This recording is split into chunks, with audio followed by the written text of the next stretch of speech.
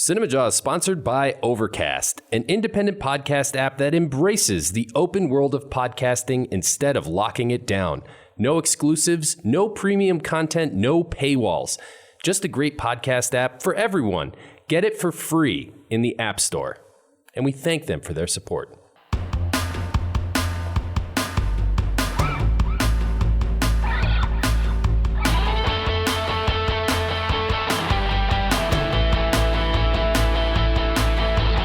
You're listening to Cinema Jaw, the greatest movies podcast ever, recorded on location at Cards Against Humanity in Chicago. My name is Matt Kay, and with me is Rod, the movie guy, and sitting inside the fish tank is none other than Filmy and Phil. How's it going, guys? This week on Cinema Jaw, Matt, well, we should just tell the Jawheads to pull out a box of Kleenex here, just in case. Yeah? It could get sad as we cover our top 5 favorite goodbye scenes in movie history. I got to tell you, honestly, as I was doing the research, rewatched a few of these scenes, and yeah, I cried. Yes. For real, I did. They are usually the emotional moment in a movie. You get a good goodbye scene, and you can hear some sniffles in the audience. Goodbyes are hard, man. You know, definitely. It's emotionally weighty. I don't know what took us so long to come up with this topic. You think we would have crossed it at some point. I think we were waiting for the perfect movie to come along that we could tie it in with. And we did just that. Also joining us this week, Matt, to help us with that top 5, a returning guest. Yes. Returning guests, though, new listeners may not know because it's been a long time, but the triumphant return of Jim Terry back on the show. Yes. Jim is a comic book artist. Yeah. And he was on Cinema Jaw. We're going to throw this in the fish tank right away. I want to say 2 times. Oh, no, man. More 3? like 4, I think. And these were in the very early times of Cinema Jaw. Year 1. Year 1. Yeah. And then he disappeared. Yeah, sporadically he was in and out, but it's been a long time. Well, yeah, now we've seen Jim every once in a while at the different Comic-Cons, and he's expressed to Matt, get me back on the show. Matt does the bookings, and somehow, some way, we just never got Jim Terry back on until today. I purposely blacklisted him. He's off the blacklist, Ryan. That's good. That's good. He bribed me. What the Jawheads can expect, because Jim, outside of being, an amazing artist, also has what I believe to be a photographic memory. So when he watches these movies and he talks about the scenes, I'm so jealous because I can't remember the movies as well as Jim does, and you'll get a sense of that, I bet, when he goes over his top 5. To be completely honest, he outclasses the both of us as far as movie knowledge, and most of the film critics I know from the major organization. That's not an exaggeration. Maybe that's why we haven't had him back on. Yeah, it could be. Going to be good to talk to Jim. Besides that, we have even more going on, don't we, Phil? Yeah, it's that time of the month. We're going eye for an eye on our boy Quentin Tarantino's new movie, Once Upon a Time in Hollywood. And we have reviews of The Farewell. See, there's the tie-in, Ryan. Nice. Yeah. Plus, since we are going eye for an eye on Once Upon a Time in Hollywood, which has an amazingly large cast, we will be playing Once Upon a Time in Hollywood cast movie trivia. That's great, man. Sound good? Hey, are you, speaking of comic book artists, are you following all the news coming out of Hall H from San Diego, Comic-Con? Oh, Comic-Con. Yeah, Comic-Con. You know, Hall H, right? Not too much. That's where all the big movie announcements take place, at least the pop culture movies. It depends what the movie is. I haven't seen anything out there that has sparked my interest thus far. Big news on the new Terminator movie dropped today, and it lit up the internet. I don't know how big it can be. Nobody's even anticipating this movie at all, Matt. I said Hall H is on fire. People were clamoring. Come on. No, man, for real. Please. You're telling me, you're sitting there and you're telling me you're not excited for the new Terminator film. Not at all. Not at all. I think this is a series that needs to be put to bed, It's man. going to be a huge tent pole. It's going to be a big smash. Are you serious? I'm serious. Oh, they got to terminate this series. You know what? Cinema War. Ooh. You're going down, Matt Kay. No, I am not. Yeah. That was my Arnie. Well, my Arnie might be going down. We'll see. I think Jim's going to side with me on this one. Well, time will tell. Man, it is going to be a fun jaw. It may be a sad jaw. Not even joking, we have Kleenex in the studio with us. Is that box of Kleenex always here, or is it just here for our goodbye special? I brought it out special for this episode, right? I thought we might need it. Well, we'll see if we do. Before we bring in Jim, it is Quentin Tarantino month, and that means Phil's got a fact. Yes, today's Cinema Jaw Quentin Tarantino fact is in regards to his film Kill Bill. Quentin Tarantino was leaving Japan after the initial location scouting for Kill Bill when he heard the all-girl band The 5678 playing over a store's speakers. He was so intrigued by the music that he had asked the clerk in the store who the band was. When he was told, Tarantino, who didn't have enough time to go to a different music shop and get a CD, begged the clerk to sell him the store's copy. Quentin then took the disc home, listened to it, and immediately signed the band to play during the showdown at the House of Blue Leaves segment. All of the band's songs, including the standout Woohoo, are covers of early 60s surfer songs. Wow. Pretty cool. I didn't know that. No, I love that band in the movie as well. Oh, they're fantastic. Huge moment. Definitely. Totally. You would imagine, though, if you're Quentin Tarantino and you walk into a record store, they would just give you the CD, right? Yeah. This is the Wild Wild It East. sounds like he's not at a record store. He's at like a store that has the music playing overhead. Oh, I see. Okay. And then he asks them for the CD. Got it. So, Got it. pretty cool. Yeah, very cool. The rest is history. Good fact. Yes. All right, Matt, without further ado, we bring in our guest. As you mentioned, Jim Terry has appeared on Cinema Jaw numerous times in the very early days of Jaw. He's a comic book artist based here in Chicago. You may see him at Comic-Cons all around the country. Jim Terry, welcome back to Cinema Jaw. Hey, how's it going? How you been, man? Pretty good. Can you hear me okay? Yeah. So what's I been sound cracking? so different Do you? when I hear myself speak this way. Yeah, I think you have a great voice, man. thank you. Absolutely. Yes. And a great laugh, too. Hopefully we'll get that authentic Jim Terry laugh throughout the episode. Probably, if I make fun of you No, enough, I don't know. or if you make fun of me enough. We'll see. So, Jim, you've been at this racket of drawing comic books for quite a long time. I mean, your art, when you created the website, how long ago now that it's been Jim Terry Art? Well, the original website is woundedbutdangerous.com. I created the Jim Terry Comics one so I could share the new fantasy book that I've been working on in my free time.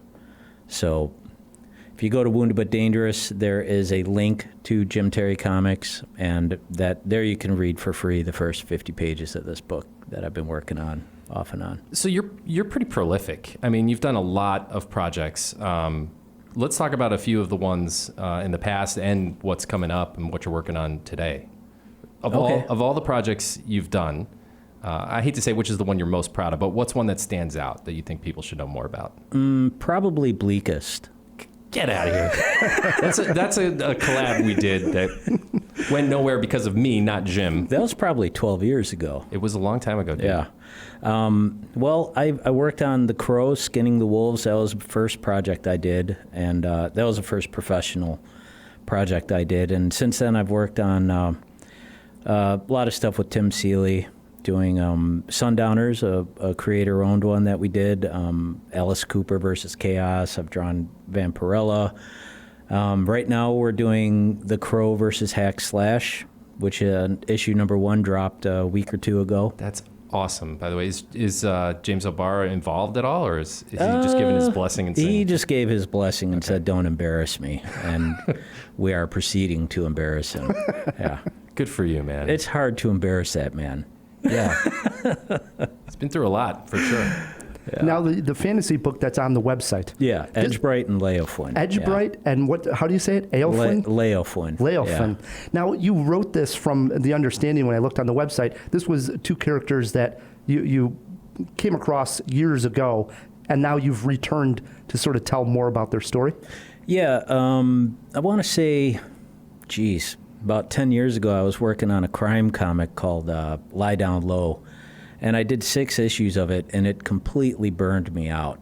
I was so tired of drawing urban, decrepit alleyways and motel rooms that I just wanted to draw nature, and I wanted to draw trees, and so I did this one-shot, 20-page action fantasy story called The Cave, and I ended up liking the characters, and a couple of years later I did a story about where they first met up as children, and then it's just kind of, I gotta be honest, living in that universe and seeing these characters react better to bad situations than I would have has been a comfort to me in these times.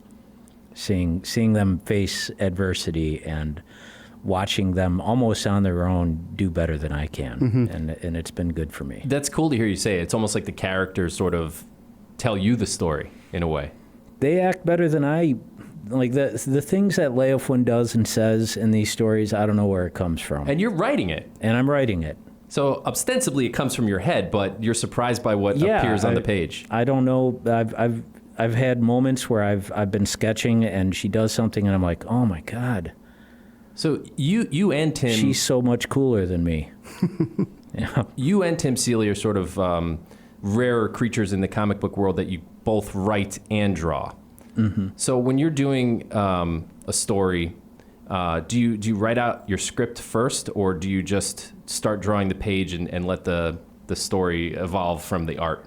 Well, I'll be honest, I've never written for anybody else, so I don't know how I would do that. But for myself, I do it visually and simultaneously. So I draw out the action of what's happening, what's going to happen. Yeah, I do the action of what's happening, and then I put the dialogue in there. I have an idea, and of course one propels the other.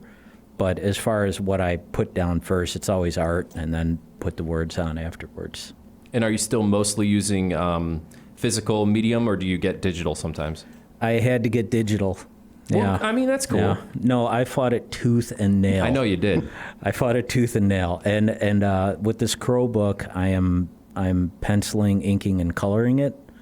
Fully And digital? And there's no way I could do it otherwise. Yeah, so Why is I that? have to do, well, Saves time? yeah. It's a huge time saver for me because I'm at a point where I can do very loose pencils and then ink over that. And then as far as coloring, there's no way I could have colored it at home on my computer with a mouse, which is how I was doing it. Oh my goodness. So I had to get an iPad, and I've been coloring it inside. Let's get the iPad Pro with the pencil. Yeah. So And that's it's so actually much- professional level, huh? I think so. I mean, it's been published now. You know, nobody's complained too much. Now, one of the things that I like, we see over at C2E2, which is the Comic-Con here in Chicago, and you do commissions where people come up to you and they can ask you at that point for really to draw anything, right? Yeah. Has there ever been something that someone came to you Oh yeah. and asked for you to draw that Oh, you've do tell. refused? Oh yeah. Give us a couple examples. At least one. You know what? Usually it's salacious material. Batman in his underwear kind of thing? Sure, that's like the That's the tip of the iceberg. PG-13 version. You know, usually I'm not really a cheesecake guy. Right. I'm not a guy who draws a lot of scantily clad people one way or the other. It's just not as interesting to me, you know, so I get a lot of requests for things, not so often, but once in a while I'll get a weird request like that, and I'll be like, there's other people here who are way more interested in doing that than I am. But what about if it was just a character that you feel that you wouldn't do it maybe justice, you know, like your style of art? Do you sometimes refuse there, or do you think that's because the person wants to see my take on the people character? that come to my table, they know what I do. Mm-hmm. And if they want me to do SpongeBob, they're going to get a creepy-looking SpongeBob. a damn cool-looking SpongeBob, though. Now I know what I'm asking Jim Terry to draw at next C2E2. SpongeBob soaked in blood. Yeah. Yeah, well, he is a sponge. Soak that Exactly. right If up. I remember correctly, you like to listen to some film scores a lot of times when you draw. I do, yeah. What is playing regularly now in Jim Terry's studio? You know, I've been getting into a lot of the Giallo stuff, the Italian horror slasher type mysteries. Ennio Morricone, Goblin, a lot of Goblin, a lot of horror tracks nowadays. I just bought Phantasm. The movie or the soundtrack? The soundtrack. Okay. Yeah, I've had the movie for years, but a lot of soundtracks, a lot of horror soundtracks. Some Australian stuff that I've never heard of, and you know, Mondo's putting out all this great stuff now. And sometimes I just, you know, I'm like, you know what, I'm going to take a chance on this, and I'm usually pleasantly surprised. Does it inspire some way, like the art? You hear the music, and it's sort of somewhat maybe starts to. At times, in ways and directions? at times. When I Sets was writing, the tone for you. yeah, when I was writing, I mean, sometimes this stuff is too identifiable. You know, I put it on shuffle. I have many scores on my computer, and then I'll put that on shuffle, and then Indiana Jones will start playing, and I'm like, I gotta wait till this is over because all I'm seeing is him, you know, running Swinging around from a whip, yeah. Next thing you know, you're drawing Short Round. Exactly, short round, of course. Did you happen to catch John Carpenter's albums that he released a couple Oh years ago? yeah, I've got those. Those are pretty good, I man. saw him in concert a couple Oh, times. you did? Yeah, Congrats, dude. I wanted to go so bad. It's awesome. yeah. Any if he comes cons? around, do it. Any cons coming up that you're going to soon? Yeah, I don't know if you'll have it up in time for this Saturday, but I'm going to be doing a very small one at the International School of Comics here in Chicago. And that's on Chicago and I want to say like California. It's on my information on my website or on my social medias. But I'm doing that. A lot of local comic artists are going to be there. Mike Norton, Hillary Barta, a bunch of fun people. But next weekend, the 27th, weekend of the 27th, I'm going to be in Denver for the Indigenous Comic-Con, the 4th annual Indigenous Comic-Con. Cool. And it's mostly native talent, and I don't know, I guess they thought I qualify.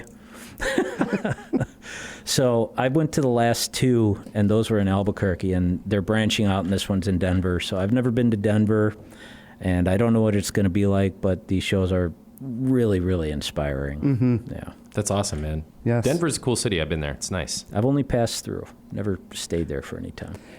For the jawheads that want to maybe buy your work, you do sell online, correct? Yeah, I haven't been very good about keeping up with that lately, just with the deadlines and such. But yeah, I do stuff on. I have a Big Cartel, and you could find that link on my website, Wounded But Dangerous. And we'll put it in the show notes, too. Okay, Make cool. it easy for peeps. Yeah. Yeah. And what about your Instagram and Twitter? Are you on there as well? Yeah, Instagram, I'm Jim Terry 73, I think. Yeah, and Twitter, I don't really use Twitter that much, but It's kind of going downhill. It's all about the It's- Instagram. Yeah, it's pretty. Instagram is where it's it's at. too much negative vibes for me. I Yeah. feel you. We'll put the links to Jim's social in the show notes as well. Awesome. Jim, sitting in on this entire job, we like to end these guest interviews with a silly cinema cue, usually tied in with the theme of the month. Phil, do you got something for Jim? Yeah, Jim. So, like Ryan said, we're kind of tied into Quentin Tarantino month. As we all know, Quentin famously likes to appear in his own movies and small little cameos. Usually, they're not very good. Out of every Quentin cameo, which one would you say is the best, and which one would you say is the worst? Do they have to be his own film? No, they could be any. It does have to be No, his own I would film? say Oh. any. Dusk Till Dawn, I'd I say- would put on there, yeah. Yeah, I'd say his best is Dusk Till Dawn. Richie? agree. Richie? He was, Rodriguez knew how to shoot him. I'd say his best short cameo, my favorite, was probably Desperado. His little joke in there. His worst, Destiny Turns on the Radio. Oh, have don't not even- seen it. don't- And even I know don't that think one. that qualifies as a cameo. That might be like a credited role in that movie. And he was doing his Elvis thing. It was rough. But of course, it was when I worshipped everything he did, so I had to check it out. And yeah, I and still then I was do. like, well, he's just having fun, you know. Had to apologize for him. Yeah. All right. Jim, sitting in on this entire job. This is going to be a good episode, Matt. I'm ready. I'm ready. I got the Kleenex right next to us. Here we go. Brings us to Eye for an Eye. Phil, let's get this thing rolling. Yes, this week on Eye for an Eye, Once Upon a Time in Hollywood. A faded television actor and his stunt double strive to achieve fame and success in the film industry during the final years of Hollywood's golden age in 1969 Los Angeles. The film stars Leonardo DiCaprio, Brad Pitt, Margot Robbie, Dakota Fanning, Luke Perry, and Bruce Dern. It is written and directed by Quentin Tarantino, the man of the month. Rye, we throw it over to you. Come on, of course, I'm interested. This is probably the most anticipated movie I have for the year, to be honest. This was my number one. Not Avengers Endgame? Yeah, come on. This was my number one film of my summer movie preview, and I mean maybe Star Wars at the end of the year. I'm would maybe mark it above, but besides that, really, I've had this one circled from the time I heard that he was making it. That I want to check this one out. Very, very interested. I don't know how anyone could possibly not be interested, right? Just ring the bell. It's Quentin Tarantino. We're all going to see this as soon as we can. Well, you never know. Jim Terry's a wild card. Jim, where do you fall? I'm in 100%. His movies are always interesting. And, some of them might be just a hair too long. but this is going to be a blast. There's going to be so many inside jokes and references for us movie geeks.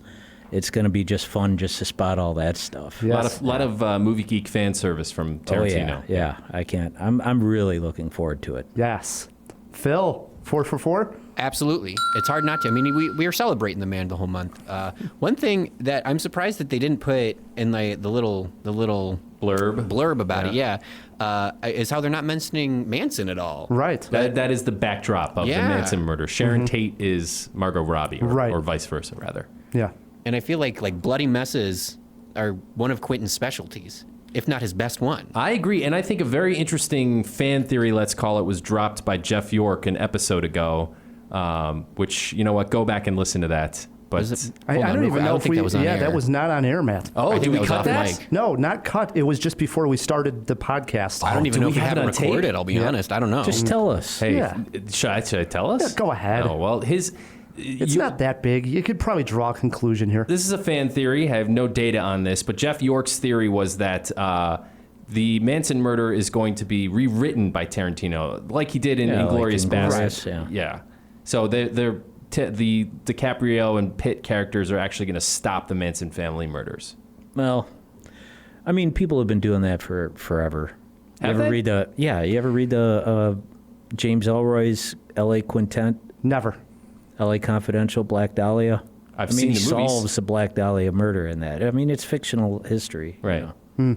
Well, the thing is that Tarantino, having done that with Inglourious Basterds, I don't know if he's going to Dip from the same exact thing. well again, yeah. He doesn't strike me as the guy that's like, yep, this is what I'm going to do is change history again and do it the way he did in Well, Inglourious I guess Basterds. we'll find out next week. It's an I'm interesting excited. theory nonetheless. Yes. 4 Interesteds for Once Upon a Time in Hollywood. We'll have a review at some point. Can't wait. Yes. Stoked. Speaking of new movies, Matt. Yes. Relatively unknown director Lulu Wang has a lot of buzz coming out of Sundance with her family film, The Farewell, with people singing the praises of it both as a universal comedy and as a pivotal entry for Asian representation. But is it any good? Ryan and I hopped on a plane to Changchun to find out. What's wrong, Dad? Please tell me. Your nan is dying. She doesn't know, so you can't say anything.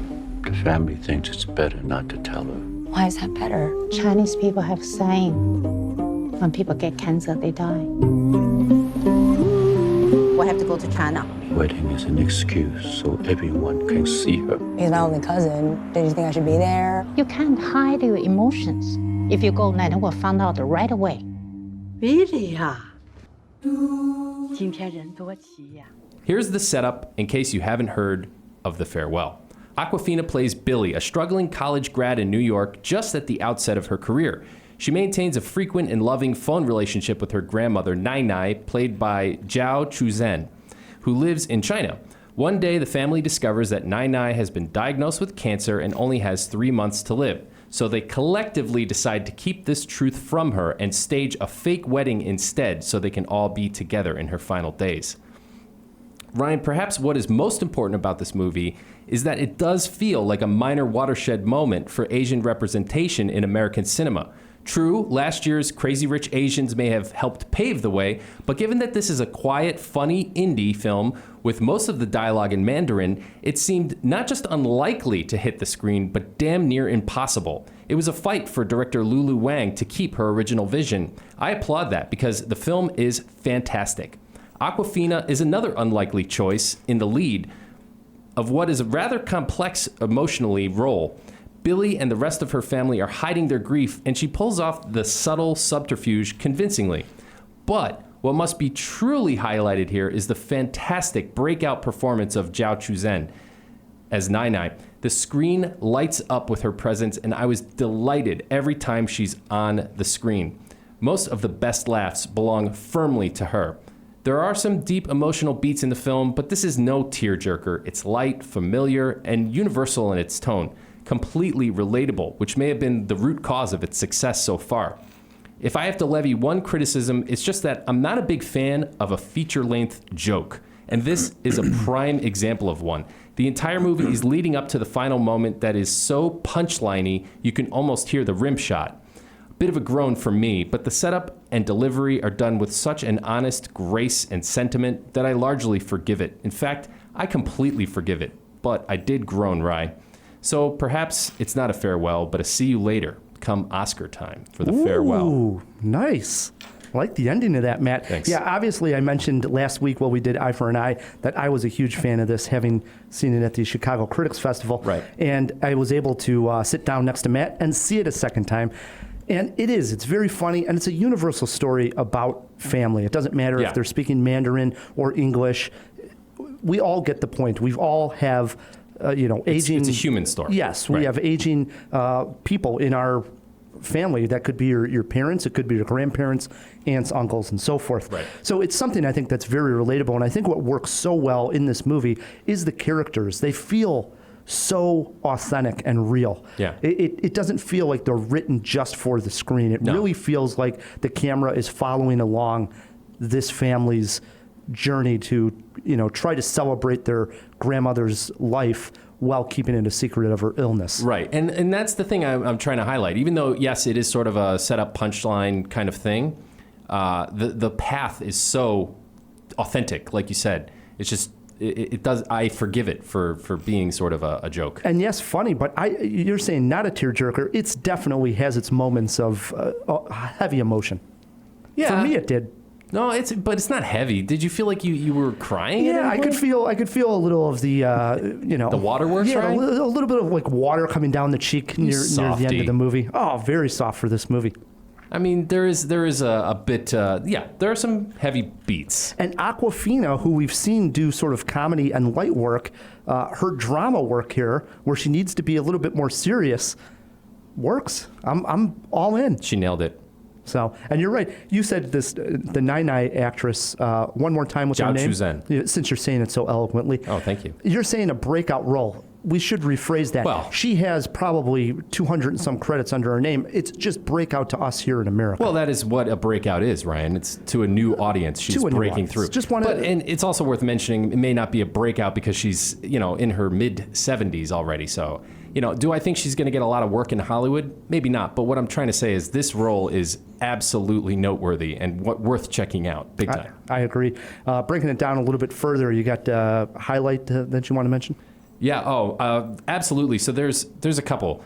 The scene where they're doing, I think, some sort of martial art. I want to say Tai Chi, but I don't know exactly which one it is. And she's just going, ha, ho. Yes. Ha. This is the grandmother, Yes, Nai Nai. Nai, right.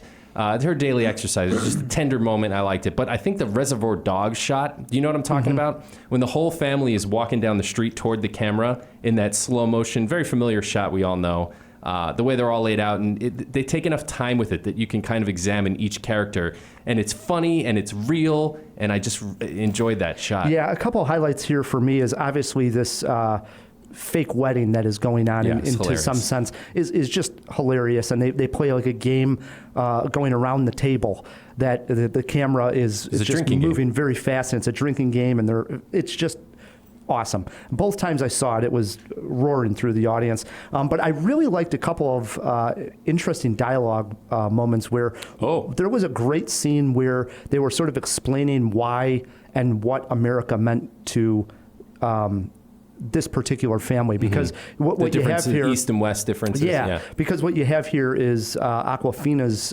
family moved to America.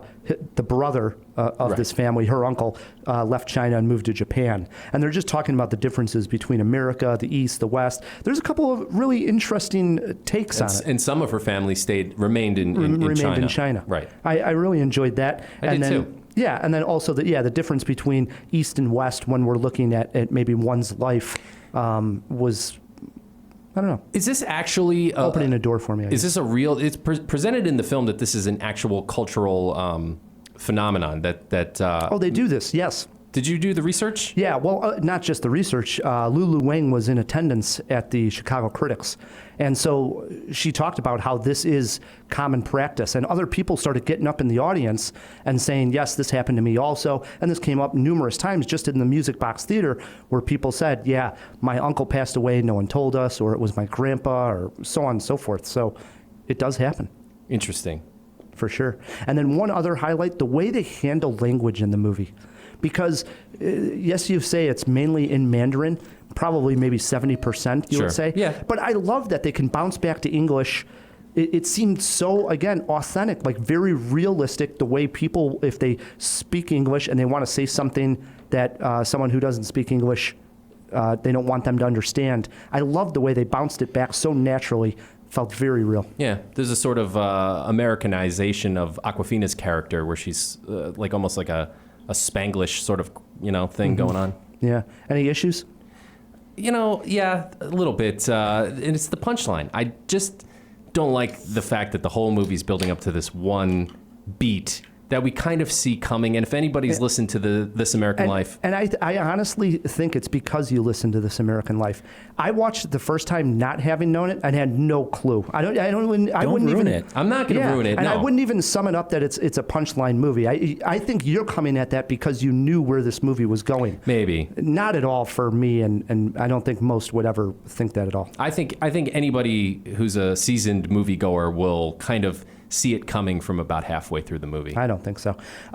For me, the only issue I had was there's this great dialogue scene where they talk about Awkwafina being able to play a piano in a church. And again, it comes back to like they're explaining. What didn't you like? No, I love the dialogue scene, right? But then later, she just breaks out in this amazing song on the piano. Yeah. And I didn't like that scene because I don't know exactly what Lulu Wang was trying to say with that moment. Oh, it's about a lack of confidence. I don't think so. I don't think she Absolutely. knew what she was trying to say there. I'll have to watch it a second time. What sort of fellowship is she going for in the beginning of the movie? I don't know either. Okay, because Writing? was it about musician? I think writing. Music? Oh, okay. Influences? This was tough, but I ultimately went with Garden State. I don't know why. It had maybe the same color palette and sort of the same tone as far as the comedy. It's very light, breezy, also has a bit of the same emotional depth. That's kind of the best I could do. And maybe this is a stretch, but culturally, Black Panther, as far as the significance of inclusion and representation. Well, I got nothing Too much? here. Too much? Jim is laughing at me. Jim's laughing. Too much? I went with My Big Fat Greek Wedding, which was a wedding with a different, take. Are you laughing at Rye now or still laughing at me? I'm still laughing at you. Why? Because you got a shoehorn a Marvel movie in there. And then also, I think it fits. another influence was on Golden Pond, where you have like a younger character hanging out with the grandparents and Matt emotional. has never seen On Golden Pond. I have never seen No, on Golden great Pond. one. I knew it. Did you learn anything here, Matt? That they have Divi in China.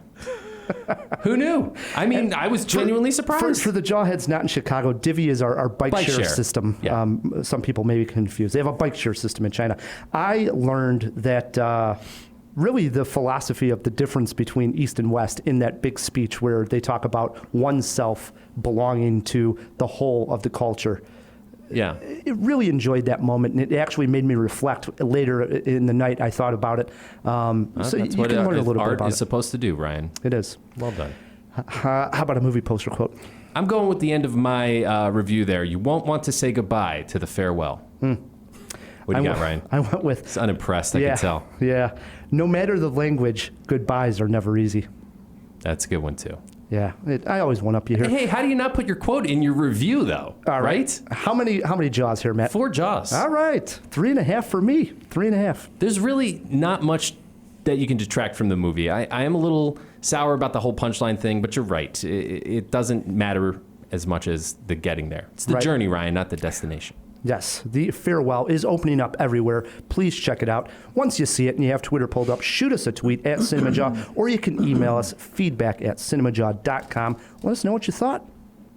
Perfect transition, Matt, into our top 5 goodbye scenes. Yeah, let's see how many Marvel movies I can shoehorn onto this list. Get that shoehorn ready. If there is even one on there, I'm calling One? bunk. I got 4. Jesus. Jim, we like to start with the guest, and we like to ask, was it a difficult list to come up with, or rather easy for you? Or fun? I think What'd it you was. take? I don't know if I wanted to do cool goodbyes or tear jerky goodbyes. And, I thought you were going to go cool goodbyes. I went mostly cool goodbyes. Yeah. That's your style, man. Am I supposed to do one now? Yeah. Go at number 5. What you got? Okay, Big Trouble in Little China. Jack Burton's goodbye. It's a good one. I'm trying to Says, remember Aren't it. you going to kiss her goodbye? He says, no. And he walks away. She goes, maybe I'll see you around, Jack. He says, you never can tell. He walks away. He's just such a cool dude. It's just the lamest, dumbest thing. And of course, that character would do something like that. There's no reason for it. And it is hilarious. And he completely owns it like it's the coolest thing anybody could do. He thinks And he's so cool. yeah, yeah. And it makes me laugh every time I see it. Do you think Jack Burton is better than Snake Plissken? Come on, that's Sophie's choice. Hey, man. The Think on it sad for a thing while. is when you realize that you are more like Jack Burton than Snake Plissken. Aren't we all, though, man? All right, that swings it over to me. At number 5, I have a movie that explains something to me, Ryan. I know now why you cry, but it is Wow. something I knew could it. never I do. knew it. Wow. Heavy. Yeah, I mean, Eddie Furlong spent a long time sort of developing this bond with a machine that was closer to a father than anything he'd ever had before. And ultimately, this machine knows that he has to make a self-sacrifice in order for Eddie to be healthy in the future, for this kid to live. And he lowers himself into this vat of, burning metal and gives the thumbs up. I remember seeing this movie and really, really emotionally moved. I think, Of course. I was like, I think I'm older than both of you guys. Yeah, I was Not by much, dude. Come on. You're I trying was- to sit there and but say I you weren't was- moved. I was a young punk going to see this action movie, not thinking that it was going to have any emotional weight at the end of the movie. And all of a sudden, you get this Terminator scene that really, I had tears in my eyes. Wow. I'm shocked that I'm getting the approval of Ryan the Movie Guy, Oh, but yeah. not Jim. I would have thought this was a Jim I'm pick. a Terminator 1 guy. I think that really is a Shame on you, generational. Jim. It's a Shame on generational you. separator. I like them both. I think you I'm a can like them Terminator both. 2 You guy. can like them both, but you can only love one. Both. That is not true. No, it's absolutely true. It is absolutely Ask true. anybody. I love 2. Terminator 2 all the way. And I love 1. What are we I gonna love them do here? both. I love them What are both. we I'm gonna sorry. I do? refuse to choose. It's a Much like you generational and Snake separator. Plissken and Jack Burton, I refuse to choose. All right, swings it over to my number 5. I do want to say I went all very sad goodbyes. No Joe Cool, Jim Terry goodbyes at all. These are sad. My number 5 came out in 2014. Outstanding movie by Richard Linklater. I'm speaking of Boyhood. And the goodbye scene here I knew you would have this, man. is between Mason, who is played by Eller Coltrane, who is leaving for college, and his mom, played by Patricia Arquette. And it's just such a heavy scene here because it's a goodbye, but you think it would be maybe be Coltrane who would be sad, but it never is because the kid going to college is just excited and got all this going on, and it's the mom that realizes this changing point in her life. What did all this mean? How did we get here? And I remember, quick story. I remember when I went away to school, I didn't have that big a moment with my family. But I remember my best friend, very same situation where it was a divorced, his parents were divorced, and he was with his mom. And I remember him telling me one time how they went down to school, and it just took them both by surprise that they just both started bawling at this moment. I think it is a moment, a very emotional moment between a parent and a child as you're sending them off to college. I'm going to be ordering a pizza and stripping down to my skivvies, man. Can't wait. Were you a fan of Boyhood, Jim? I appreciated it. Yeah. It's definitely an ambitious project, for sure.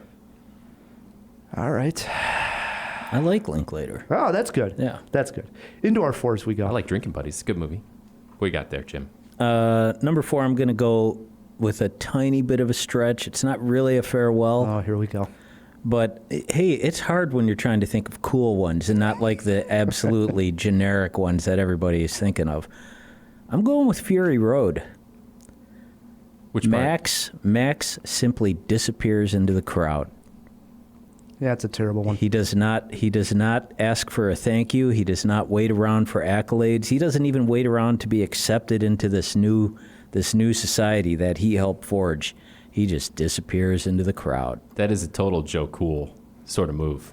That is the Joe Coolest. You're a big fan of this like masculine, where like riding into the sunset sort of thing. Well, I mean, I have me. a really good feeling, Matt, that Jim's not going to say bye to us at the end of the night. Probably not. We're going to be like, Jim, you want to take a picture for? Where the hell did that guy go? He's just riding away there in the sunset. Jim, are you coming back? Never can tell. Just walk away. I love it. Good stuff. Hey, no, but at that moment, Max has returned to who he was. Yeah, it's a resolution for the character. Yeah. Are we going to get another Mad Max movie? I don't know. Maybe not a George Miller one. Yeah, maybe not. That would be a shame. Don't would. do it then. Yeah, I agree with you guys. All right, swings it to me. At number 4, nobody knew before this movie came out how much one could care for a piece of sports gear. But lo and behold, Tom Hanks taught us that a volleyball can carry such emotional heft that when it sadly floats away into the ocean, you feel as though an actual living thing has been lost and are moved to tears at somebody losing their ball. And such is the case in Castaway with the ball Wilson. Wilson! I mean, he's on this raft crying at a ball, and you guys cannot tell me the first time you watched Castaway, you were not like really choked up over him losing his ball. Hugely. I'll This tell was you, on my list. The first time I watched Castaway, I had sat in a bar before going in there, and I had to pee so bad.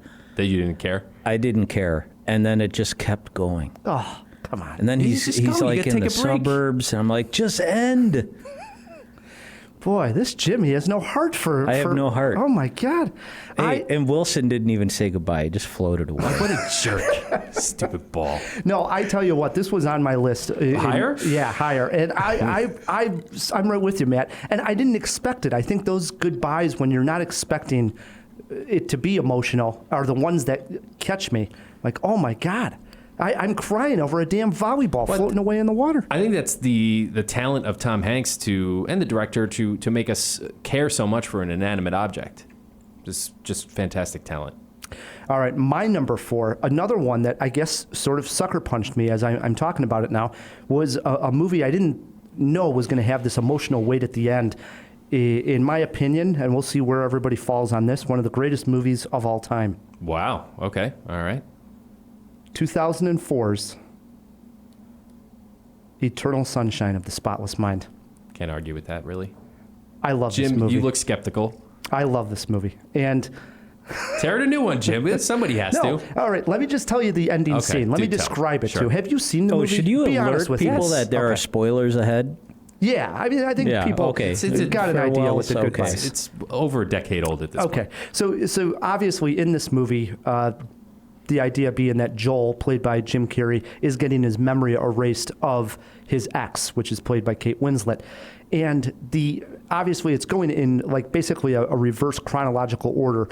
So everything recent is getting erased, but where it really starts to get sad is those final moments of When the they were movie. falling in love. When they were falling in love, and it just gets sadder and sadder, and you get to this point where it's the first day that they met. They went to a beach. They went into a random beach house. And the way the imagery of this movie, the house is starting to break and fall apart as the memory is disappearing. And I rewatched the scene coming in. I'm not even kidding you. I cried in my living room about an hour ago when I watched the scene. I love the dialogue between them because there is that excitement of them remembering what was going on, and then she says, I told you to go, but I didn't really mean it, and he's like, yeah, but I was so scared, I didn't know what to do. I was like a scared boy, and I think we've all had that feeling. And he just left, and he goes and he does it again, and she says, this is it. And he's like, I know. But what really gets me is right after that scene. I'm getting moved just hearing you describe it, dude. Right after that I'm having scene. some kind of a movement. They get into a car afterwards, and it's Joel's two friends who are driving, and they're driving away from the house, and now all the memories are going really fast as they're being erased. And they turn and they're like, hey, Joel, we saw you talking to a girl. Who was that? And he's like, just a girl. And it just crushes you. It really crushes you. Yeah. I think at the end of that movie, there was literally a pool of water around my theater seat. Water. Kind of like Jim when he went to see Castaway. Just waiting for You know that what? ending there. That movie actually, honestly, deserves a rewatch for me. Oh, it's incredible. It's in my top 10 of all time. That's for sure. Jim's way of saying he doesn't like the movie. No, I enjoyed it. It's just not one I ever revisited. I think the whole Michel Gondry thing kind of, after a while, what was it? The other movies he had a couple, did. yeah. I was like, I don't know. Well, they but never maybe I came need to together revisit as it. good as Eternal Sunshine, for Yeah, sure. yeah. So. That is my number 4. Into our 3s. Jim, you got something here with a little emotion and not Joe Cool? You know what? I'm gonna flip this on you and turn it on its head, and say goodbye to the machismo. Well, maybe not completely. I'm gonna go with Makushla, Great one, Jim. And it's wow, not on yeah. my list. $1 Million Baby. Great one. That is a fantastic one. That is a movie. I've seen it 3 times, and all 3 times I was a slobbering mess at the end of it, to the point where it's like, why don't I just hit myself in the face with a hammer? Because I know what I'm in for at this point. But the journey is so well done, and it's almost like an emotional enema. You know, you get at the end of it. And That's you're just, a movie poster quote. You're just drained, and you can't believe how gut punched you are. And I don't know why. There's a part of me that wants to watch it and feel that tremendous emotion. It's the emotion junkie in me. But No. nothing. It's rare that a movie has consistently hit me that hard. And something about the orchestration of that film. At the end of it, I believed everything that was happening, and I was completely invested. Absolutely. I mean, I can't argue with a single, No argument there. single syllable there. I remember, too, that one, seeing it in a theater, and just it felt like, oh, my God, somebody punched me, and I'm not going to be able to move for a little while because I'm just so stricken by emotion here. So, Yeah, I mean, I'm sort of thinking of it now in the back of my mind, and it's affecting me for sure. Yeah. It's a big one. Good one, man. And I thought my number 3 was going to be sort of a gut punch, but you beat me, son of a bitch. Are you satisfied with your care? The ending of a movie, it's an animated movie, that should have been a fun superhero romp, bright and colorful. Looked like, by all accounts, we were going to get just some Disney crap for kids, like, this might be kind of fun because it's got some superhero action. But Big Hero 6 and Baymax at the end. Do you remember this, Rye? Slightly. I did see the movie. Okay. I'll make it short. They have to go through a portal to another dimension to save somebody's daughter who was stranded, and Baymax gets injured, and he's got one last rocket to fire to get the boy back to safety, Hero. And he can't deactivate until Hero says he's satisfied with his care. So he kind of needs his permission to die, to be let go by Hero. And he doesn't want to because, like, he's bonded with Baymax. He just lost his brother. It's kind of a more emotional film than it should be, you know? But it is. And that scene, this is the one that I rewatched today and was moved to tears. It's heavy. Baymax is just so huggable and lovable. You just love this character. And then he has to go. Sad. It's a tearjerker for sure. And the fact that Hero has to tell him, I'm satisfied with my care, it's painful.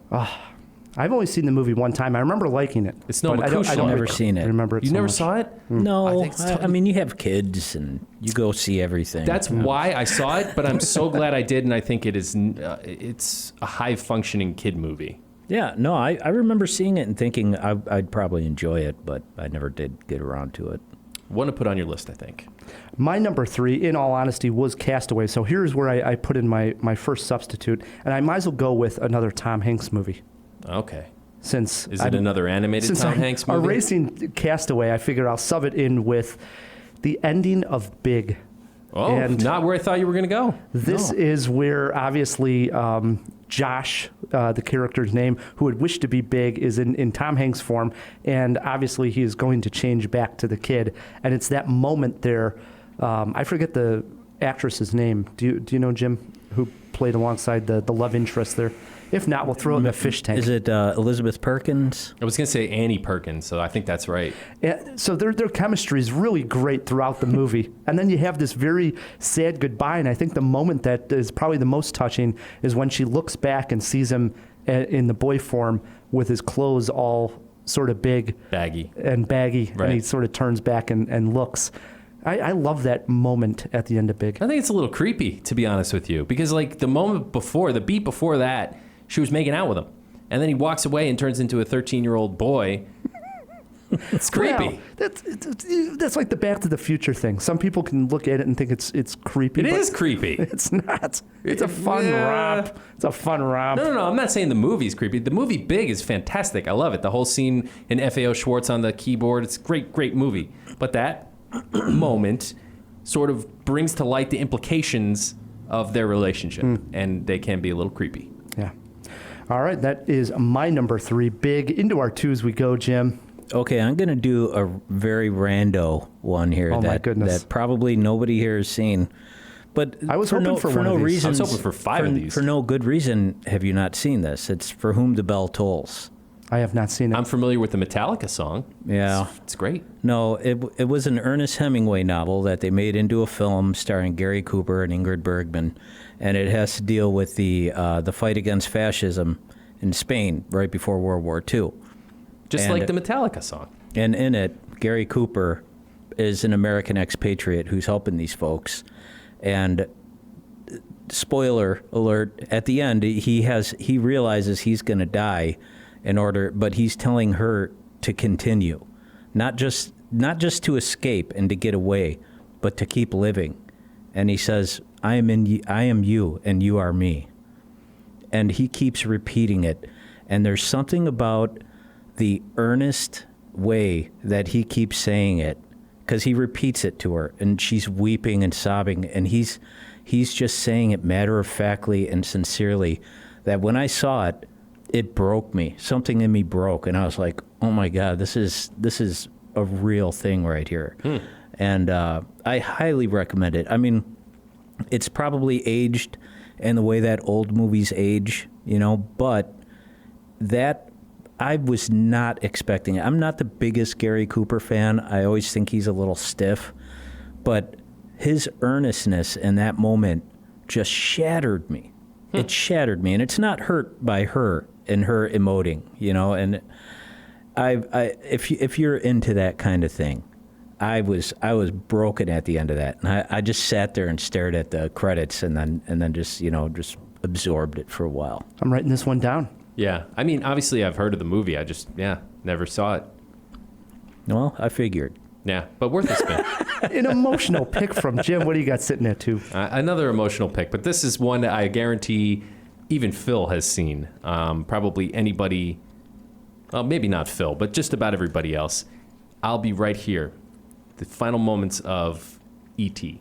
Oh, of course. Yeah. This is classic. Jim is wagging his head. This He is hates this classic. pick. No, I just knew it. I mean, of course. There's a couple that I knew were going to be on this here. This is a classic. This is Spielberg. There's a reason he is lauded. Right. And E.T. is probably one of the biggest tent poles in the Steven Spielberg circus. Would you disagree with that? Yeah, it's definitely a tent pole. It's a tent pole. And with a big neck. Look, I think that goodbye is It's a is Carlo strong. Rambaldi neck tent pole. It's not For Whom the Bell Tolls, Jim, but damn it, when I was a kid, I Hey, saw that, and I was like, why is E.T. leaving, man? I saw want that him to movie. Stay. I saw that movie at least 3 or 4 times when it came out, Sure. and I bawled every time. Did you play the Atari game, too? No. It's one of the worst video games of all time. Did you read about the games that were found in the desert? Yes. Yeah. There's a documentary about it, yeah. It's hilarious. Oh, okay. No, I agree with you, Matt. Thank you. Great pick. No, it's fun. It's really You a can great. you can make It's a fun of great it. movie for being when I was a kid. I haven't watched it really since. My number 2, all honesty here, was Terminator 2. You took it way early at number 5. I cried on that one. So I might as well substitute one in, and I go with another Linklater. Boy, this guy's a master of goodbye scenes, right? Is he? I had him at number 5 at Boyhood, and probably even better, rewatched the scene today as well, is way back in the first movie in the Before series, Before Sunrise. You have Ethan Hawke and Julie Delpy, and it's the classic goodbye scene that we all think of when we're talking goodbyes, right? Got this young American kid, goes over to Europe, all future ahead of him, isn't going to fall in love kind of guy. And sure enough, that's exactly what happens. They have this wonderful night where they just talk deeply. It's probably the first time both of them have opened up to another individual this close and talked about so many, deep thoughts that they've each had. And it really connects. And of course, it comes time where she's got to get on her train to leave. And so it happens at a train station.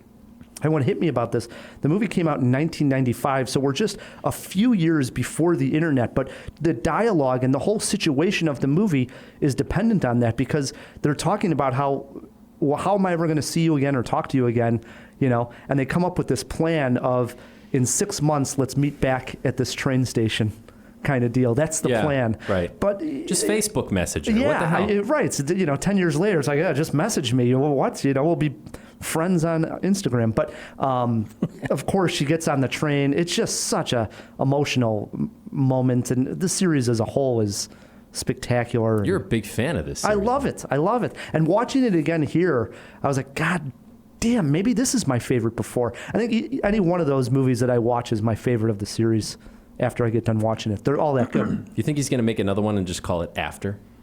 I think there will be another one. They'd be foolish at this point. They've made 3 every 10 years, so let's keep going with it. Why not? Before retirement. You like this movie, There you Jim? go. I do. I enjoyed all of them. All of them are great, aren't they? Yeah.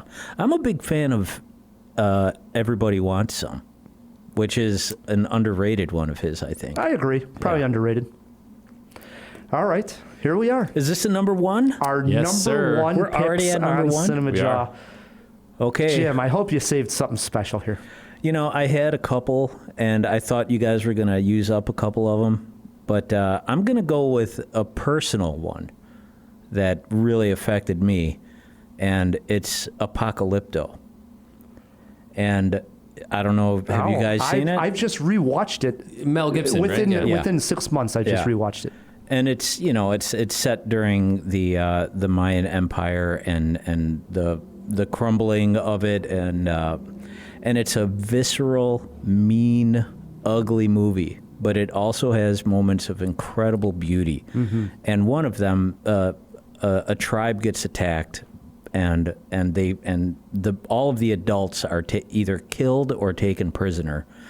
And there's a scene where they're being marched away from their home, and all the children who have been left behind are following along on the opposite bank of the river and trying to keep pace with them.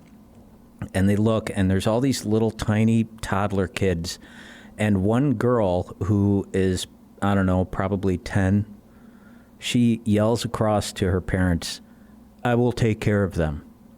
I will watch over them." Dude, you're affecting me just talking about it.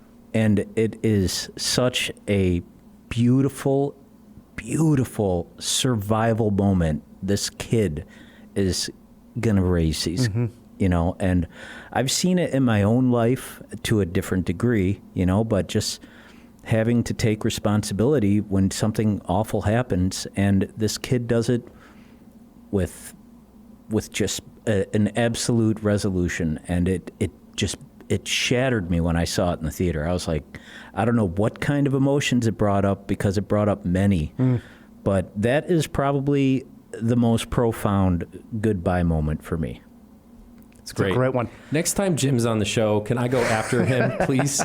Or before him, so I don't have to follow the act? What I was going to say was, with Apocalypto, I had bought a new TV for a screening room, and that was, I thought, man, I want to really see, Apocalypto and all the colors, because, these screens now, they do really good, like darks, the blacks are really good, and I thought, this is really good because there's some night stuff and going on, and I watched it, and you're right, there's moments in there that in my memory, I thought, well, this is sort of a gruesome chase movie, but no, there are moments of just overwhelming, like, humanity and family feels in there. It's a great movie. No arguments, guys. All right, that brings it to my number one. This is a film that has been called one of the greatest movies of all time. I mean, it's up there with Citizen Kane. It is a absolute. You know where he's going here. Yeah. Do you? Yeah. It's a tentpole of cinema. He loves that tentpole. Did you I say guys tentpole love again? tentpoles. It is a pillar. Love it. Hey man, about you guys. I'm going camping this weekend. I'm thinking about tentpoles a lot. Pillar, Jim. How's that? Better? Hey, it works too. All right.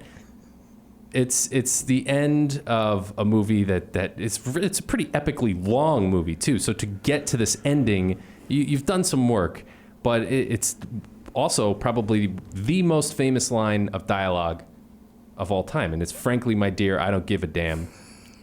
Rhett Butler, Scarlett O'Hara, Gone That's with not the Wind. where I thought you were going, but thought yeah, he was going really? to go Casablanca. I thought you were going Casablanca. Oh, that's another. Yeah. I mean, That's a great one also. In fact, that entire description I gave fits Casablanca as well. Except for Until- the epically long. right. And then I was like, oh, he's Yeah. going Gone with the Wind. Casablanca, shockingly, is only like an hour and 40 minutes or something. Yeah.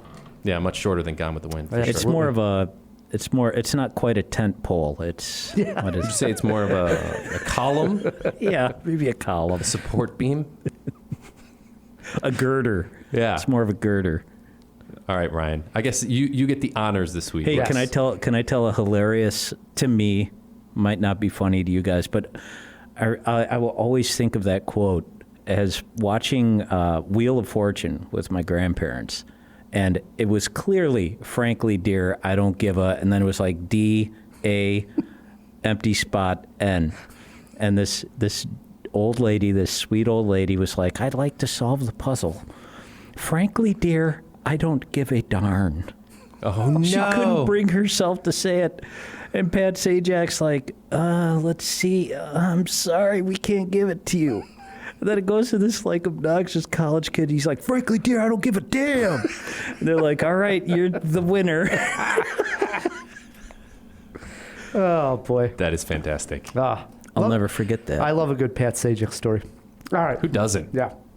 Leaves it for my number one. Did you know that Pat Sajak is a guy who replaced the Robin Williams character in Good Morning Vietnam? Wait, what? Say that again. What do You you know mean? that movie is based on a And a true real story? true story. Yeah. When he gets fired, Pat Sajak, real life Pat Sajak, is a guy who replaced him as a DJ. Really? Yeah. And this, suddenly I don't like him anymore. Yeah. He didn't do anything to you. All right. Hey, my number one pick. You could have given it to that old lady, Jim. I mean, come on. She just didn't want to swear. I know. He should have given it to her. Here's a movie, what I remember, this one came out in 2003, and this was like right before, obviously we weren't doing Cinema Jaw at the time, and I wasn't probably following movies along nearly as much. So what I remember so vividly about this was I went to the Landmark Cinema up on Diversey, went and saw, I forget the movie that I had saw here, but I had saw a preview for this movie, and I was like, oh my God, I got to see this. And it was coming out the next week. I had never heard of the movie. I saw a preview, and I was like, I'm going to go see it next week. Turns out we're celebrating like my grandma's birthday out in the suburbs, and we're out there late. I come rushing back into the city to see this particular movie, and it's sold out, but they got one last screening left, and they're like, there's only a few tickets left for it. Get tickets, and I go over to the Borders that used to be over there just to kill some time, and finally come back and see this movie. Theater's packed, and it's an audience that's with every beat of the movie. So that's why the ending of this movie just worked so perfectly in this circumstance Sure, that I was sure. in. And I think the director here, Sofia Coppola, wanted that exact beats of the movie to get you to this point. I'm speaking of Sofia Coppola's masterpiece, Lost in Translation.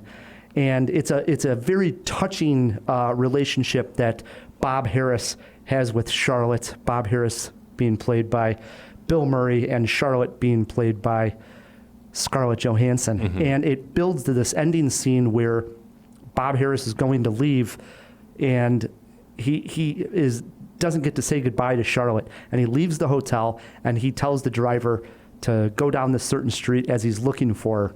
And this song starts to play, and as he looks down the street, he sees her, and he gets out of the car, Phil, right on cue with the music. Got a musical cue. And he just goes over to her, and I remember in the theater leaning forward. I'm not even joking. Like, I think the whole audience felt like they were leaning forward to hear what he was going to say. It had that kind of anticipation. And when the whisper came to her ear, I remember, I'm not even joking about this, I could feel like a tear going down my eye. Like, that's beautiful. Like, I didn't want to know what he was saying. That's their moment. They earned that. And it was just perfect for me. I love Lost in Translation. That's how I feel. Jim, can you back me on this at all? It's good. I knew he was going Oh, to say man, that. it's also a creepy relationship, though, right? You know, that's another movie that I watched and I enjoyed it, but never have gone to revisit it. Yeah. Can I ask? It's a great one. Can I ask one question, especially of Jim here, as a storyteller, as a writer? Do you think that beat was earned, or do you think it's kind of lazy? It's like, I don't know what he's going to say to her at the end, so I'll just have her whisper in her ear, and maybe I'll circle back around to that. I think that even if Sofia Coppola couldn't think of something, Bill Murray could have thought of something. Right. That was They could have intentional, done it. It and was I think totally that intentional. I think it was perfectly good for that. Just as I described it, like that's why I set that story up, Matt, was to let you know that, I mean, literally, you could feel like it was like, yeah, it just felt so perfect in that moment. All right. I like the movie, too. And I've come across people that have watched it at home, and they're like, that was so dumb, you couldn't hear what I was like, man, if you only had that moment where you were in a theater with like 400 people and everybody felt the same, like, yes, let them just have this moment themselves. It totally worked. So I love the movie, too. any honorable mentions before we go to break? I got a couple. I got a couple. All right. Well, I'll start off with probably the best movie that we're going to talk about all day, Titanic. When, Jesus. Rose has to talk say, about shoehorning. I just did that for Jim's amusement because I knew Jim was, Jim, get back here. All right, so I knew that Jim and you guys weren't going to like this. You But said the you're doing it goodbye for to his Jack- amusement, but you actually think that Oh, it was on your very list. sad. Goodbye, Jack. All right, I'm going to step it up here a little bit more. Dances with Wolves. When he has to leave the tribe and Wind in My Hair starts yelling at Dances with Wolves that he's his friend. God, that thing gets me every single time. I love that moment in the movie. And then I'll leave you with one last one. Red Dawn, the original Red Dawn, when they go to the concentration camp that the father is in. Oh, Harry Dean Stanton, right? And the dad starts describing, you remember I used to take you to that park? You were so damn little. And they're like, and Patrick Swayze is like, I remember all of it. It got me. Suddenly, Patrick Swayze sounds like George W. Bush. All right, whatever. Those were my honorables. What do you got? That's good. All right, so this one isn't necessarily a goodbye, but Brooks was here from Shawshank. I thought it was a very poignant way to go out. And speaking of ones, I didn't put this on my list also because it's not necessarily a goodbye, but Take Her to the Moon for me, okay? Are the last words spoken by Bing Bong right before he fades away, Inside Out. And I thought about putting that on the list. yeah, it's a good one. But it's not expressly a goodbye, so I left it off, but worth mentioning. And then The Truman Show, in case I don't see a good night, good afternoon, or whatever he says. But the way he leaves that movie is so cool. I honestly thought that might have been a Jim Terry pick, but he digs deeper, right? Jim, honorables? I had some cool guy ones. I had Han Solo. Empire Strikes Back. I had Gandalf saying, "Fly, you fools." Ooh. Because I got a shoehorn in some LOTR love in there. And at least he got Fly, You Fools. Yeah, it's right. a famous Mandela effect. It used to be Run, You Fools, but anyway, go on. What? You're not familiar with this? Don't get into this whole argument now. We'll talk about it at the break. We'll talk off the mics. Yeah. Matt's off his rocker. Okay, and I did have a sincere one, which was Platoon, when he's being flown up in the helicopter, and which Quinn is he? Is Anthony Quinn's I think son? it's Adrian? No, I'm way off. It's a weirder name than that. It's not. Anyways, it's Throw it in the fish tank. It's one of the last guys that survived from his platoon, and he's flying up, and he's giving him the salute with his rifle, and he's got to stay there, and he's leaving, and he's giving him the salute, and for some reason that always was like mixed emotions. It's a good one, man. Like it. If we missed your favorite goodbye scene and you have Twitter pulled up, shoot us a tweet at CinemaJaw or write us an email, feedback@cinemajaw.com. What we're going to do is take a quick break, and when we come back, me and Matt are battling on a topic in Cinema War that has to do with the new Terminator movie, plus some trivia, Jim versus Matt. Okay, hey, before the break, I also want to bring up a weird honorable mention. Oh, my. The Silence of the Hams. Has anybody seen this movie? No. You did say hams. The Silence of the Hams. It came out during that whole spoof-heavy era, And it was a spoof of, Silence of the Lambs, and it had Hitchcock thrown in there. Like the silent, scary movie era? Yeah, and it is not a funny movie. It is trying to be funny, and it is not. But there is one goodbye scene in there that is so ridiculously stupid that if you're ever up late and Silence of the Lambs comes on, stick around for the goodbye scene, and then you can turn it off. Maybe we can find it on YouTube and jam it into the show notes here. All right, stick with us, guys. Let's all go to the lobby. Let's all In honor of Quentin Tarantino Month, a story from Rye the Movie Guy. The following story takes place before I was Rye the Movie Guy, before I was a cinephile, before I was familiar with many directors and such. The year was 1994. A friend of mine invited me and a few buddies over to watch a movie. It was a film his older sister recommended that was on VHS. We thought the title was weird, Reservoir Dogs. We sat, glued to the screen, watching the odd heist movie unfold. It finished, and we all remarked how different it was. We loved the dialogue, the violence, the way Mr. Orange's backstory popped up 3/4 into the film, the music, the fun camera angles. Well, a few months later, a friend said he was going to see something called Pulp Fiction, starring John Travolta. That sounded so strange to me. I think my mom is a fan of John Travolta, I remember saying. Soon, more people kept talking about this movie. Finally, a friend of mine insisted I go check out Pulp Fiction, which at this point had been out for a couple of months. We went to the LaGrange Theater on a Sunday night to check it out. The experience of seeing the film with a packed theater for the first time was monumental. Everything about it was cool. I was literally blown away. We walked out of the theater talking about our favorite parts and funny lines. At one point, my friend says, "Have you ever seen anything like it?" I said, "Hell no."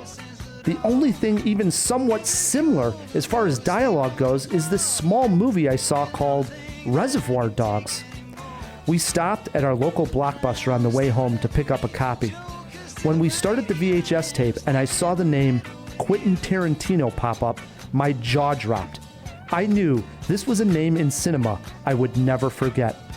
Now, 25 years later, here we are, celebrating the man on my podcast. Unbelievable. Quentin, thanks for the cinematic memories, and here's to having a few more. Cheers. delicious things to eat. the popcorn can't be beat. Hey Jawheads, it's Matt K.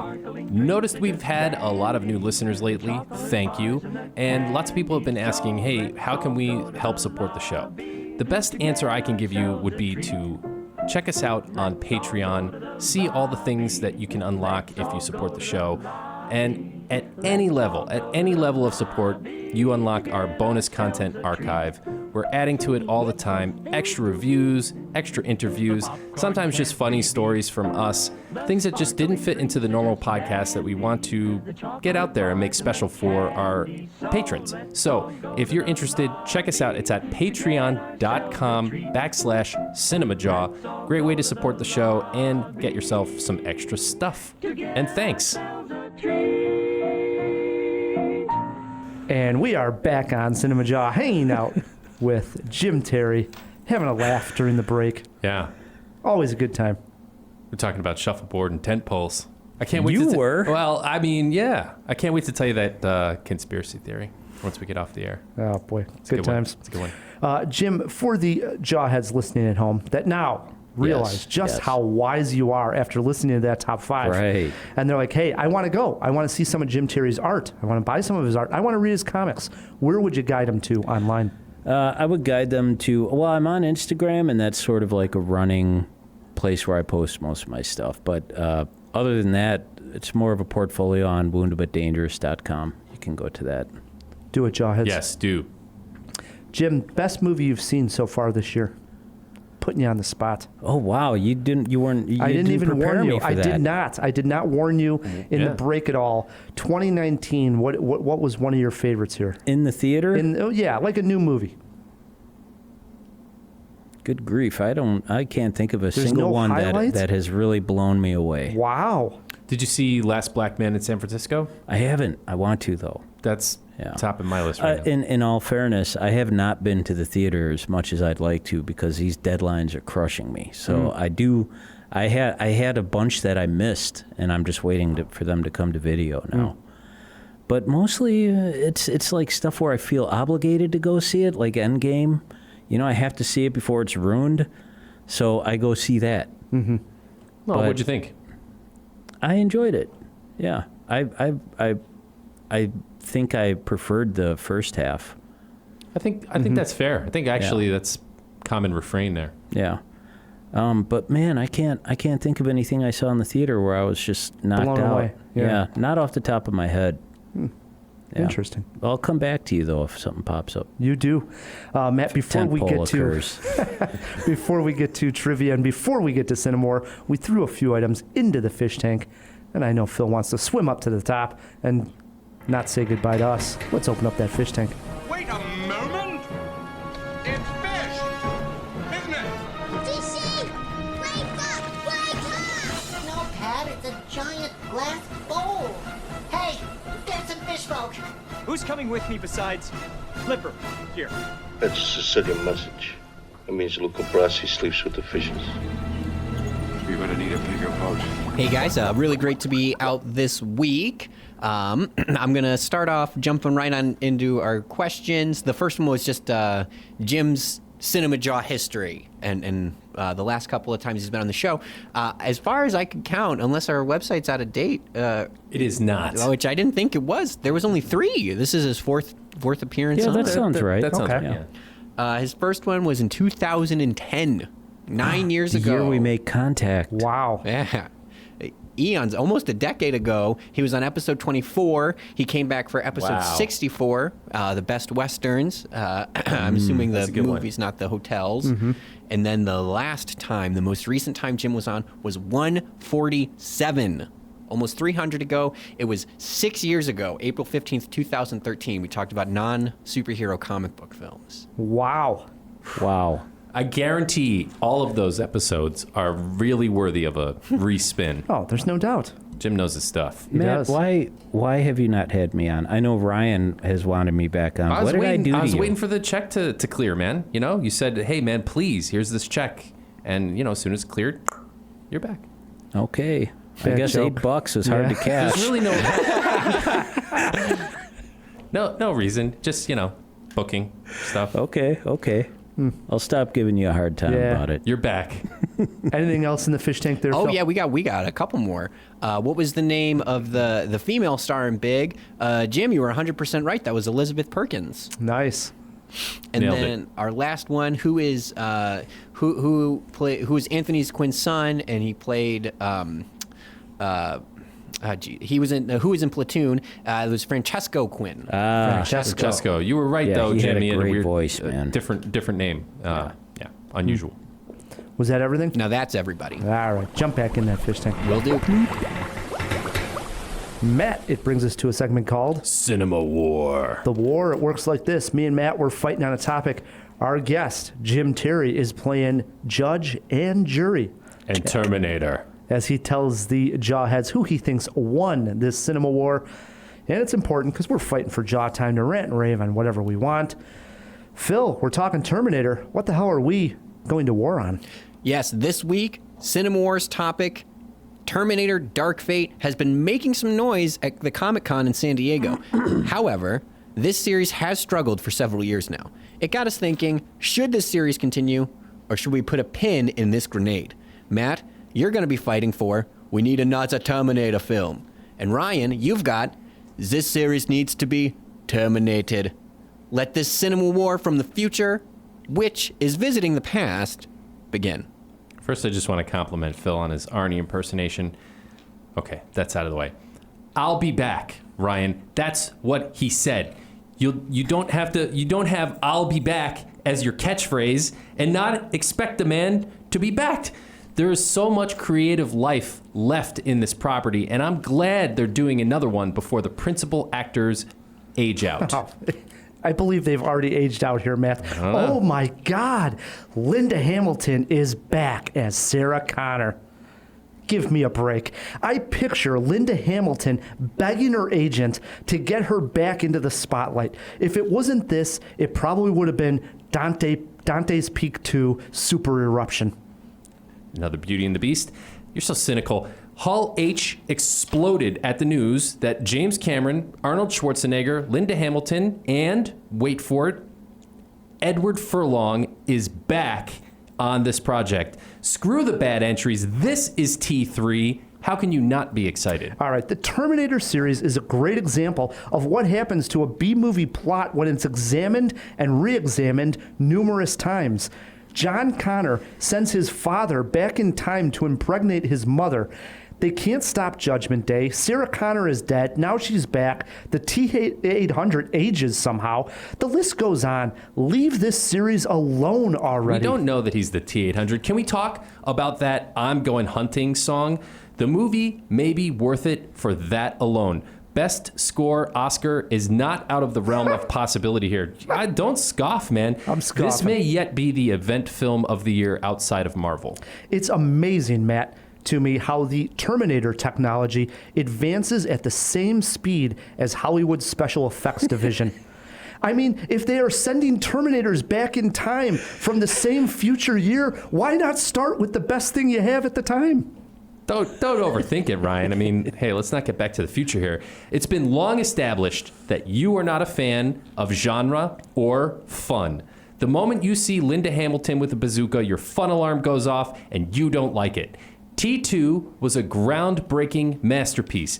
Will it be hard to live up to? Yes, but I'm down to see them try. Who isn't? Look, Matt, Terminator 1 and 2, amazing sci-fi films that I love, but Hollywood and fanboys need to know when to leave a property alone. The original plot idea was not made to withstand 6 movies, 2 web series, and a television show spanning 35 years. There are plenty of creative ideas out there waiting to be made, so let's terminate this one and head to an unknown future of fun.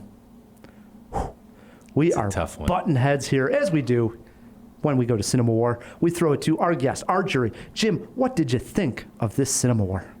Wow, that was pretty intense. It was almost like experiencing 5 different actors playing John Connor. But there was one that played it the best. I think we can all agree. Yeah.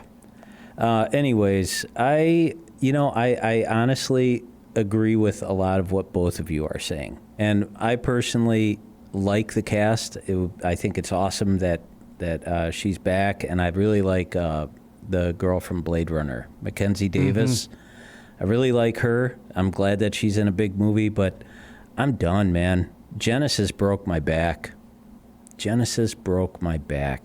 You'll be there. Let's be honest. I will see it. Of course. I saw that X-Men movie. I'll I'm see sorry. it. At least I missed that one. Those 2 movies are very hand in hand with the sloppy continuity that you are. I dare you to try and figure it out. I dare you. I think they're going to do it. But I'm sensing a win for Ryan. I'll see it, but I'm not excited about it. When I saw the trailer, I was like, look at all the CGI. That's all I thought. But that song? I don't even remember the song. Me neither. Oh, really? It's not like everybody's talking at me. Maybe it's just me, Right. man. I love Midnight that Cowboy. song. Dude, it gets stuck in my head. It's creepy. It's slow. Everybody's talking at me. Rewatch the trailer just for the song. Okay. So is that a win for me, Jim? That's a win for Rye. Yes. This is why we have Jim Terry back on. To break your losing streak on Cinema War. I'll switch it over to TV with my rant and rave here. Just got done watching Stranger Things Season 3. And no spoilers. I love this season. And I wanted to relate the Stranger Things series to the Matrix movies. If you'll recall, Matrix 1, great. Same with Stranger Things. And then Season 2 and Matrix 2 were both good enough where it could go either way for the series. And opposite direction as the Matrix. They killed it in Season 3, Stranger Things. Now, I'm so on board with the series. I thought it was the best television I've watched in a long time. Like, fun, exciting. Matt kind of looks like Steve, doesn't he? He does a little bit. If he was in a sailor suit Which one now, is Steve? Yeah, he's working. I've only seen season 1. Oh, he's working at the Scoop and whatever it's called. Scoops Ahoy, Yeah, something Scoops like that. Ahoy. Okay. Is he handsome? I mean, he must be, right? He's like a doofus. You fit the bill. He concentrates on his hair a lot. Yeah. But Hey, yes. and I disagree with you on Matrix 3. What? If You you were a watch, fan? You saying if you you like it? watch Oh, all no. 3 of those Jim. together, Oh, no. You're just destroying your credibility Yeah, here. oh, no, Jim. hey, We I'm going, talked up a good game here. Hey, let me tell you something. This is going against the grain. I understand, but if you watch all 3 together, 3 makes a lot of sense. You probably didn't even watch the second one before you saw 3 again. Like, I'm not watching that. Yeah, maybe I'll sit back and watch them all. I don't want to go on a Matrix rant, but the two set up so many interesting ideas that are not delivered upon in 3. Like the whole thing where everything's supernatural in our world is actually glitches in the Matrix or hacks, like the ghosts and the vampires and such. Yeah, but they already exploited that in 2. They go in a Exploited? weird, No, different they direction. present in the 3. idea and then they don't explore it. I will say that part 3 is hard sci-fi, and if you're not into that, then you're not going to Oh, enjoy dude, it. I'm Vonnegut like you wouldn't believe. Philip K. Dick, love it. Dude, I'm a hard sci-fi fan. I just Okay, okay. You got your 10 pulls. All right. All right. I'm gonna get off this one. All right. Don't make a Philip K. Dick joke about 10 poles, please. All right, we're playing some trivia here, guys. In All right. honor of the Quentin Tarantino movie, Once Upon a Time in Hollywood, we're playing Once Upon a Time in Hollywood cast movie trivia. Large cast. Large cast. Jim, you're our guest. You get to choose if you want to go first. Let Matt go first. There are steals, and if you get hung up on any question, you get 1 trip into the fish tank for Fill Me In, Phil. Oh, I have a bad feeling about this one, so I'll let Matt go first. All right. Question Subtle number Star 1. Wars reference there. Matt, Uh-huh. Margot Robbie starred as an ice skater in this 2017 dramedy. Oh man, I'm blanking out of the box. It was the hell is the name of the movie? Margot Robbie starred as an ice skater in this 2017 dramedy. Yes, I, Tonya. Man, I was really hoping you were going to ruin that one. Blanket. 1-0, Matt K. Question 2 jumps over to Jim. Jim, Brad Pitt has played Death. He did it in this 1998 film. Name it. Meet Joe Black. 1-1. Get the easy questions out of the way. Question 3 over to Matt K. Matt, Leo DiCaprio starred in Baz Luhrmann's Romeo and Juliet. What actress starred as his Juliet in the film? Leo and who? Cher. I was close though, right? I'm That close. is incorrect. Jim, you got a chance for a steal here. DiCaprio and who? It's Madonna, I think. In actually. Romeo and Juliet. It's Claire Danes, right? Big Could you make steal it there. like? Can you, when Jim's on, can you gear the trivia toward me so I have a Wow. fighting chance? Come on, it's 2-1, Jim. I've seen that movie one time. I saw it one time. It's common knowledge. That's an easy question. Is it? Yeah. Baz Luhrmann. Yeah. All right. It's 2-1, Jim, and question 4 is over to him. Al Pacino has only starred in one movie with Sean Penn. It came out in 1993. Name the film. That almost made my goodbye list. Carlito's Way. You go 3-1. ahead, Gail. 3-1, Jim. Go raise our child together. I love me some Pacino. Question 5 over to Matt K. Matt, Dakota Fanning starred in The Runaways. What actress starred as Joan Jett in the film? And it's not Cher? Oh, man. 3-1, Jim. You need this one. I know. What question number is this? Question 5. I mean, I know that I know the answer and I can't think of it, so I'll go Dakota to Fanning. I'll go to the fish Runaways. tank. Into the fish tanks we go. Phil. It's making me nervous. You're making me nervous, Jim. Phil, who starred as Joan Jett in the movie The Runaways? Alrighty, Matt, your clue this week was also in Adventureland and Still Alice. Clue didn't help him at all. No, I think They're geared to you. It's a Joan Jett question, Matt. Yeah. It's is Kristen Stewart? 3-2. He pulls that one out. Unbelievable. It was like in a tailspin, but somehow pulled up. Question 6 over to Jim. Jim, Emil Hirsch has starred in only one film with Mark Wahlberg. It came out in 2013, and it was a war movie. Name it. Lone Survivor. I don't think, Jim, you don't miss a single war movie ever, do you? War of the Roses? No, I saw that. 4-2, Jim. Question 7 over to Matt K. You need these last two somehow, Matt. Okay, I can do this. All right. Kurt Russell played Elvis in a 1979 made-for-TV movie called Elvis. And then he played an Elvis impersonator in this heist movie that also starred Kevin Costner. Name the film. Viva Las Vegas. That is incorrect. Takes place in Vegas, doesn't The it? ball game is over. Jim, what was the name of that Kurt Russell? I might Kevin get the Costner number movie? wrong, but I think it's 3,000 Miles to Graceland. Was it 3,000 Absolutely exactly? correct. Yes, 3,000 miles. And to you know who Graceland. directed that Elvis movie? Which Elvis? Elvis, first one. The TV Yeah. movie? Enlighten me. John Carpenter. No way. Yeah. That's awesome.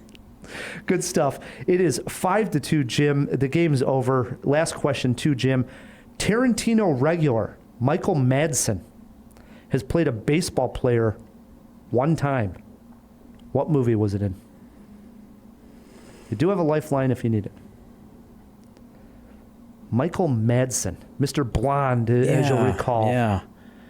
He didn't play a baseball player in a movie. There's two that I'm thinking of. Let me do the lifeline. Into the fish tank we go. Phil, what was that baseball movie that Michael Madsen starred in? Alrighty, Jim, your clue this week. In the film, he played Bump Bailey, the teammate of Roy Hobbs. Is it 8 Men Out? Phil, Matt, you got to guess. You can get a steal here. Save some face. Bull Durham? Wait, is it Field of Dreams? What is it? The Natural. Roy Hobbs, dude. How did we miss that? He's in The Natural, yeah. If you'll recall, he's the one in The Natural. He runs through the outfield wall and kills himself, and that gets Roy Hobbs the ability to go out onto the field and actually make the team. Do you want to get an example of the ultimate transformation from novel to Hollywood film? Read The Natural, the book. I would imagine. Completely different. I will tell you, after the show is over, the final sentence of that book. All right. This is exciting. Jawbreaker, in case it came down to a tie, would have been over to Jim Terry. Better filmography, Leonardo DiCaprio or Brad Pitt? That's a tough one, man. But I'm going to go with DiCaprio. I'd give that to him also. It's a tough one, though. It's a toss-up. Yeah. Get that World War Z movie. Real Jawbreaker was this age of Al Pacino closest to. Matt, you got to guess? Oh, boy. I mean, like, are we talking plastic surgery years or actual years? He's got to be 75 years old. 75, lock him He might in. be older than that. I'm going 72. Give that one to Matt K. 79 for Al Pacino. Dude, he's 79. 79. Oh, Yeah. my goodness. Think about his filmography and how far back it goes, dude. I mean, talking Yeah, like... but 79?